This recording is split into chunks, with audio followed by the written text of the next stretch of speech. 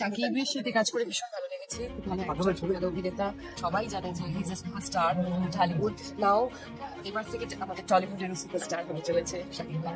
আবারও ভাইরাল শাকিব খানের সোলজার সিনেমার শুটিং ভিডিওটি ছড়িয়ে পড়তেই যেমন উত্তেজনা ভক্তদের মাঝে, তেমনই প্রশংসায় পঞ্চমুখ কলকাতার জনপ্রিয় নায়িকা শ্রাবন্তী চ্যাটার্জি। শ্রাবন্তী বললেন, শাকিবদার লুকটা অসম্ভব দারুণ।